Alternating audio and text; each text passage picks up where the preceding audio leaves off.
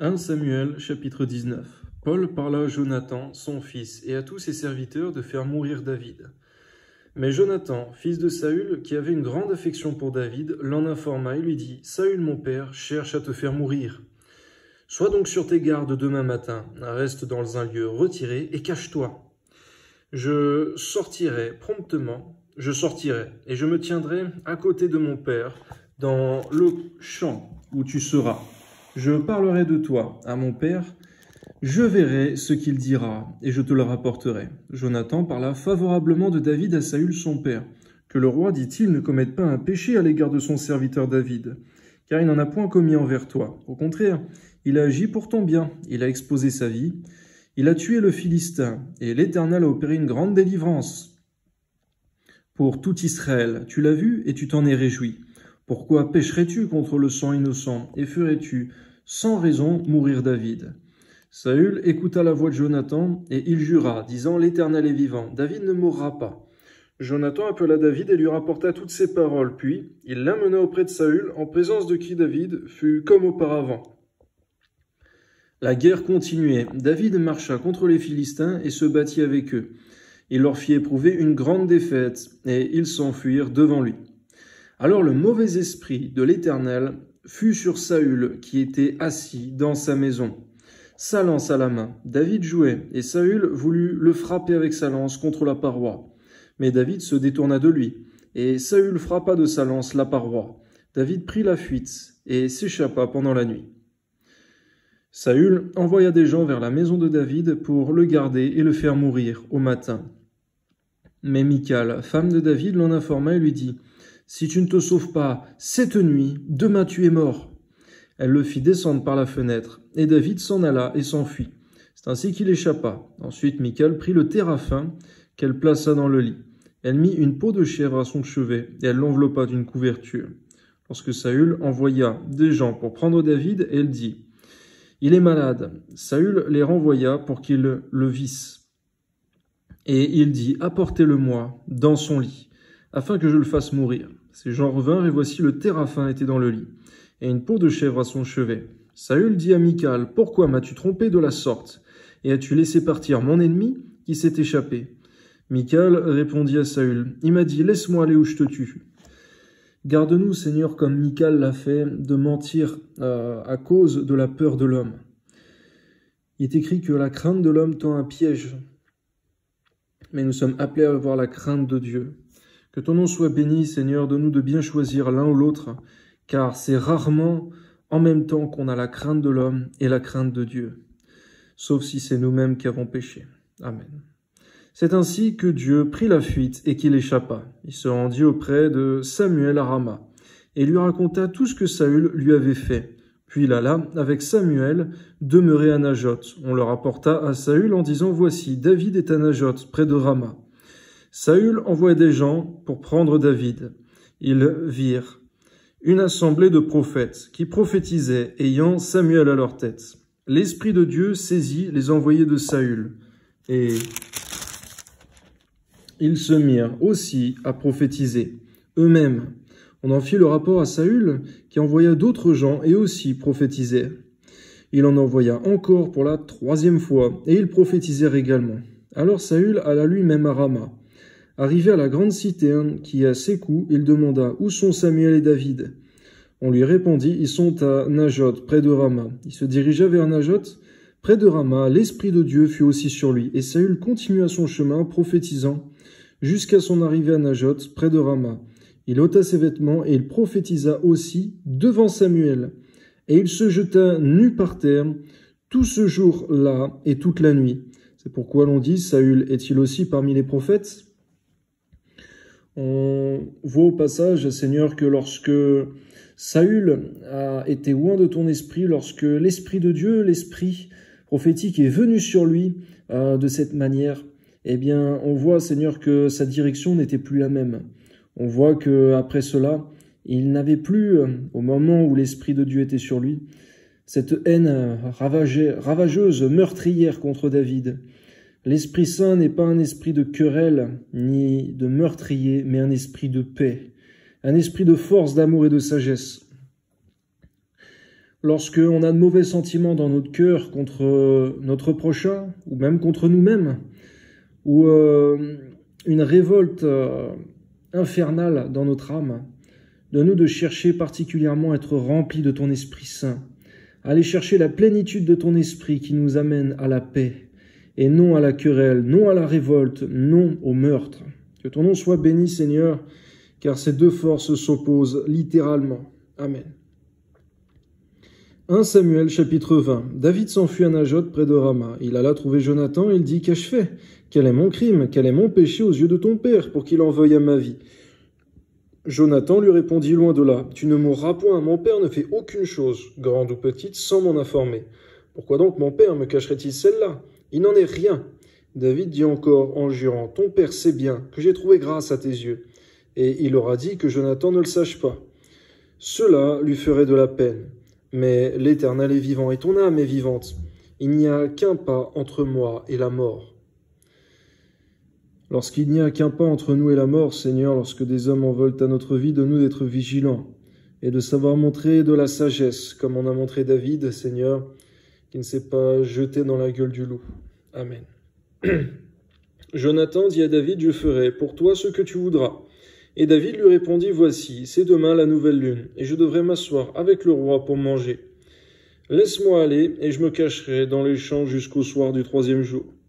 Si ton père remarque mon absence, tu diras, David m'a prié de le laisser faire une course à Bethléem, sa ville, parce qu'il y a pour toute la famille un sacrifice annuel. Et s'il dit, c'est bien, ton serviteur alors n'a rien à craindre. Mais si la colère s'empare de lui, sache que le mal est résolu de sa part. Montre donc ton affection pour ton serviteur, puisque tu as fait avec ton serviteur une alliance devant l'Éternel. Garde-nous de méditer, de préparer le mensonge, comme cela a été fait à l'instant, Seigneur, mais lorsque nous sommes dans la détresse, de nous recourir en toi, dans la prière, comme David a pu le faire aussi dans les psaumes, dans l'intercession, dans le jeûne, nous réfugier dans ta parole, et non de mettre en place des stratagèmes de mensonge. Nous savons que le pain du mensonge est donné par le père du mensonge, qui est le diable. Que la peur ne nous encourage jamais à utiliser ce pain. Amen. Et s'il y a quelque crime en moi, ôte-moi la vie toi-même, car pourquoi me mènerais-tu jusqu'à ton père? Jonathan lui dit, loin de toi la pensée que je ne t'informerai pas. Si j'apprends que le mal est résolu de la part de mon père et menace de t'atteindre. David dit à Jonathan, qui m'informera? Dans le cas où ton père te répondrait durement. Et Jonathan dit à David, viens, sortons dans les champs, et sortirent tous deux dans les champs. Jonathan dit à David, je prends un témoin, l'Éternel, le Dieu d'Israël, je sonderai mon père demain ou après-demain, et dans le cas où il serait bien disposé pour David, si je n'envoie vers toi personne pour t'en informer, que l'Éternel traite Jonathan dans toute sa rigueur. Dans le cas où mon père trouverait bon de te faire du mal, je t'informerai aussi, et je te laisserai partir, afin que tu t'en ailles en paix, et que l'Éternel soit avec toi comme il a été avec mon père. Si je dois vivre encore, veux user envers moi de la bonté de l'Éternel, et si je meurs, ne retire jamais ta bonté envers ma maison. Pas même lorsque l'Éternel retranchera chacun des ennemis de David de dessus la face de la terre. Car Jonathan a fait alliance avec la maison de David, que l'Éternel tire vengeance des ennemis de David. Jonathan protesta encore auprès de David de son affection pour lui, car il l'aimait comme son âme. Merci pour ces relations fraternelles où nous pouvons aimer quelqu'un comme notre âme. Que ton nom soit béni, Seigneur, à toi soit la gloire. Et c'est ce que tu souhaites aussi pour des frères en Christ. C'est de s'aimer comme son âme, mais parfois il y a une amitié fraternelle particulière qui transcende toutes les autres. Que ton nom soit béni, Seigneur, au nom de Jésus. Amen. Jonathan lui dit, c'est demain à la nouvelle lune, on remarquera ton absence, car ta place sera vide. Tu descendras le 3e jour jusqu'au fond du lieu où tu t'étais caché le jour de l'affaire, et tu resteras près de la pierre d'Ézel. Je tirerai 3 flèches du côté de la pierre comme si je visais un but. Et voici, j'enverrai un jeune homme, et je lui dirai, va, trouve les flèches. Si je lui dis, voici, les flèches sont en deçà de toi, prends-les. Alors viens, car il y a paix pour toi, et tu n'as rien à craindre, l'Éternel est vivant. Mais si je dis au jeune homme, voici les flèches sont en delà de toi, alors va-t'en, car l'Éternel te renvoie. L'Éternel est à jamais témoin de la parole que nous sommes donnés l'un à l'autre. Merci parce que Jonathan et David avaient quelque chose de fort en eux, c'est qu'ils avaient la crainte de Dieu. Ils savaient qu'en s'engageant devant Dieu l'un pour l'autre, eh bien, ils savaient, Seigneur mon Dieu, que ta rigueur serait terrible contre eux s'ils violaient ce serment. Que nous aussi, nous puissions prendre au sérieux les engagements lorsqu'on se lie, Seigneur mon Dieu, à quelqu'un par une parole devant toi. Nous ne sommes pas des gens de ce monde, Seigneur, qui n'ont aucune importance, qui n'ont aucune valeur pour les paroles, mais seulement pour ce qui est de l'ordre de la loi ou ce qui est écrit. Garde-nous d'en être ainsi, Seigneur, mais que nos paroles sorties de nos bouches soient importantes à nos propres yeux, car elles le seront à tes yeux au jour du jugement. Amen. David se cacha dans les champs. C'était la nouvelle lune, et le roi prit place au festin pour manger. Le roi s'assit comme à l'ordinaire sur son siège contre la paroi. Jonathan se leva et Abner s'assit à côté de Saül, mais la place de David resta vide. Saül ne dit rien ce jour-là, car pensa-t-il, c'est par hasard, il n'est pas pur, certainement il n'est pas pur. Le lendemain, second jour de la nouvelle lune, la place de David était encore vide, et Saül dit à Jonathan son fils, pourquoi le fils d'Isaïe n'a-t-il paru au repas, ni hier ni aujourd'hui? Jonathan répondit à Saül, David m'a demandé la permission d'aller à Bethléem. Il a dit, laisse-moi aller, je te prie, car nous avons dans la ville un sacrifice de famille, et mon frère me l'a fait savoir. Si donc j'ai trouvé grâce à tes yeux, permets que j'aille en hâte voir mes frères. C'est pour cela qu'il n'est pas venu à la table du roi.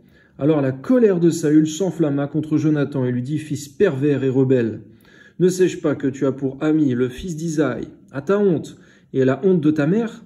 Car aussi longtemps que le fils d'Isaïe sera vivant sur la terre, il n'y aura point de sécurité ni pour toi, ni pour ta royauté.